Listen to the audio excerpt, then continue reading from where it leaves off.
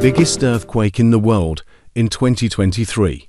Location: the most significant earthquake in 2023 occurred on February 6 in southeastern Turkey and northern Syria. The epicenter was near the town of Gaziantep, Turkey. Intensity: this earthquake registered a magnitude of 7.8 on the moment magnitude scale W, making it the largest earthquake of the year.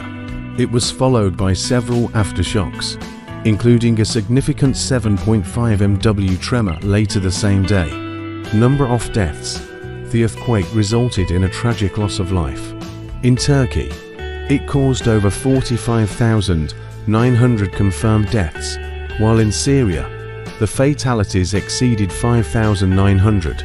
Combined, the total death toll was approximately 51,000 people, making it the deadliest earthquake of 2023.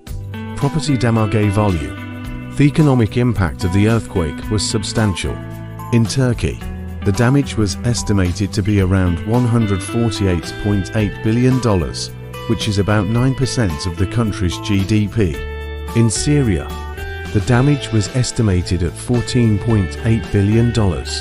The destruction included residential buildings, infrastructure, and historical sites, displacing millions of people and necessitating a massive international rescue and aid operation.